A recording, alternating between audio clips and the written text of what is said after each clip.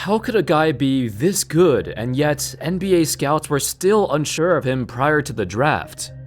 How could a guy who's had a better start to his career than LeBron James not be considered the unanimous #1 pick of the 2018 class? Statistically, his rookie and sophomore seasons well exceeds LeBron's own first 2 seasons. Luka Doncic is on his way to becoming an all-time great, a legendary player who will go down in the history books forever.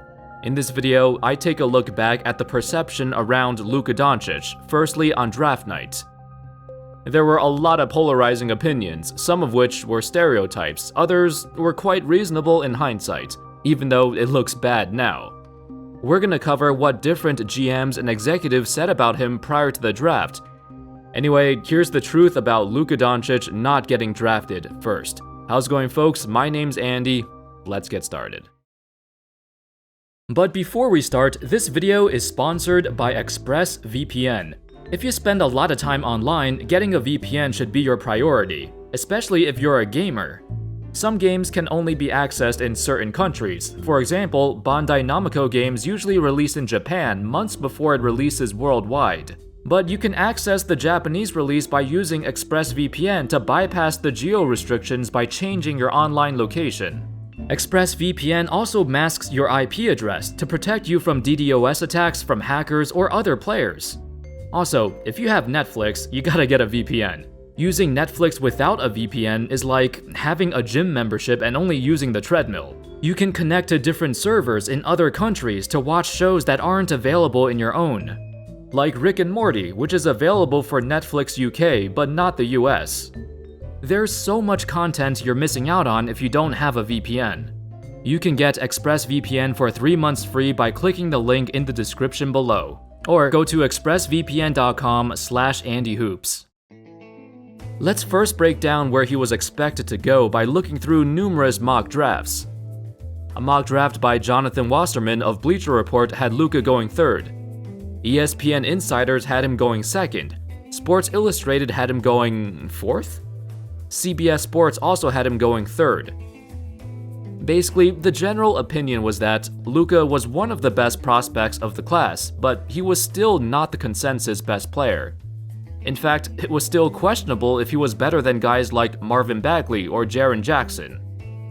DeAndre Ayton was pretty much the unanimous first choice, and for a good reason too. He dominated in college, he dominated in high school. He was named a 5-star prospect at the age of 17. That's the standard criteria that most teams are looking for, a proven athlete who excelled at every stage of competition in America. Ayton was exactly that. Around mid-2018, a few months prior to the draft, Luka was absolutely tearing it up in Europe. But that's the key phrase, in Europe. To most NBA fans and even most NBA scouts, whether it's the EuroLeague or the Chinese leagues or whatever, every single basketball league outside of America is seen as having lesser competition. For the most part, it's true. I mean, most of us would agree that the NBA has the highest level of competition in all professional basketball. Even other young NBA players like Michael Porter Jr. thought Luka was the most overrated player ever. There was a stunning lack of support for him, even from his own peers. So now, when you have a guy like Luka, born and raised in Slovenia, playing in Europe for his entire life with very little exposure to the American scene, despite being 17, 18 years old and dominating against grown men, winning the EuroLeague MVP, the championship, he gained a ton of credibility and his talents started to get noticed. But even then, the reputation of European prospects has been very questionable. This is the part where stereotypes kick in. You have NBA analysts saying Luka was too slow, Luka was unathletic, Luka would struggle defending NBA players. Even a quote like this, Luka put up numbers in the EuroLeague, sure, but it wasn't going to work against more athletic defenders in the NBA. All of that, they're basically the standard tropes we use when judging European players, even though Luka was none of that. He was extremely athletic. He didn't show any weaknesses on the defensive end. It also doesn't help that there's been a lot of top European players in recent years that utterly failed. Dragan Bender, Alex Len, Mario Hezonja, going back a bit further, there's Jan Vesely. Those players were all very highly touted, but severely underperformed when they arrived to the States. As a result, that was projected onto Luka, even though Luka was way better at 18 years old than any of them ever were. Basically, what I'm saying is, there were a lot of misconceptions surrounding him.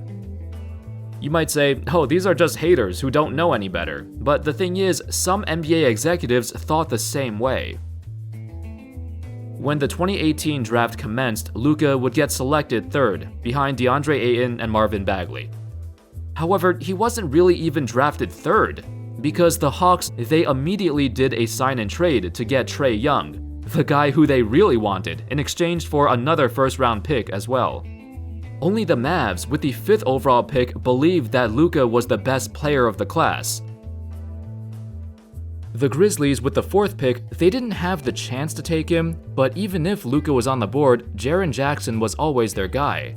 If they couldn't get Ayton or Bagley, they were going for Jackson.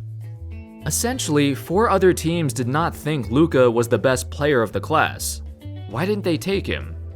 Well, let's start with the Phoenix Suns. Ayton had been their #1 choice for a long time, even before Luka's incredible run at the Euro Championship. Part of it was because he played at Arizona, and the Suns executives and scouts routinely visited him to watch him play, so they had a good idea of who he was. But with Luka, the Suns and most teams did not see him nearly as much. It was also speculated that the Suns felt Booker and Doncic would not fit together, especially not as well as Booker plus a big man like Ayton. Now let's look at the Sacramento Kings. This was a very realistic spot for Luka to get drafted to, since everyone knew Ayton was going first anyway. The rumor was that the Kings passed on drafting Luka because there was beef between his father and Vlade Divac. According to Woj, he stated, "My understanding is that Divac, being so close to Luka and knowing his dad so well, factored into their decision. Basically, he didn't think a whole lot of Luka's dad and the whole father like son." Vlade himself denied this. However, his own reason for passing on Luka didn't make much sense either. In an interview, he told Zach Lowe of ESPN, "I like Luka, but we didn't want to overload with players who maybe they don't have the exact same characteristics. But if you want to develop the guys you have to make sure they have room to develop." What? So apparently this was mostly pertaining to De'Aaron Fox, who Vlade really liked and felt like Luka would take away touches from him. And also that Luka did not have a true position, so he wasn't sure where to put him. It all comes down to the fact that Vlade thought Luka was just another guy, not anything special.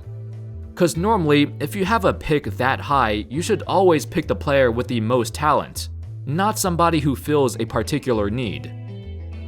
So just like the Suns, the Kings chose a big man, Marvin Bagley, also a proven athlete at the college level, and they thought a big man would fit with De'Aaron Fox better.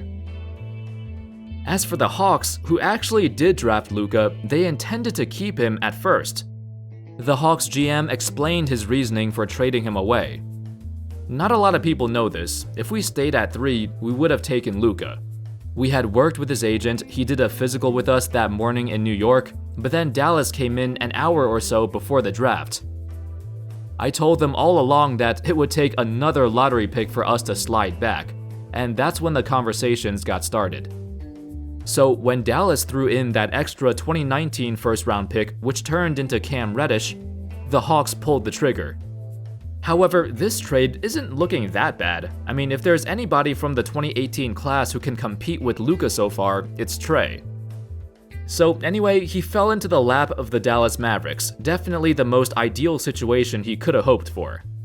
In his first 2 years on the Mavs, Luka has become an absolute sensation. The new golden boy, putting up stats, phenomenal performances, captivating the world with his sheer talent. However, despite his success, it almost seems like there's always gonna be some haters. We've seen him getting into scuffles with other players, and we've seen him also shun other players. Marcus Morris hit him on 2 separate occasions, which pissed him off, and other times, he doesn't want to shake hands with his opponent after a loss. Perhaps that's just who he is. He even admitted to being a sore loser, and there's nothing wrong with that. There's also a ton of fans on other teams who are not upset at Luka, but upset at the guys drafted ahead of him. DeAndre Ayton got a lot of unnecessary flack for being injured, while Luka rose into superstardom. The same can be said for Marvin Bagley, who sat out for most of his sophomore year. Kings fans wish they had drafted Luka instead of him. At the same time, there's a ton of hype surrounding Luka. A ton of players support him and are incredibly stunned by how well he's been playing. Against the Clippers, Luka broke the NBA record for the most points scored in his first ever playoff game, a record previously held by Derrick Rose and Kareem Abdul-Jabbar. It'll be interesting to see how his career will play out. I think we should start seeing him as the face of the NBA in the near future. Anyway, that's all folks. Let me know your thoughts on Luka Doncic. Do you really think he should have went higher than the third pick of the 2018 draft? Or do you think at the time it was reasonable? Did you personally have any doubts of him? Let me know your thoughts in the comments. I hope y'all enjoyed the video, and as always, I'll see you next time. Peace.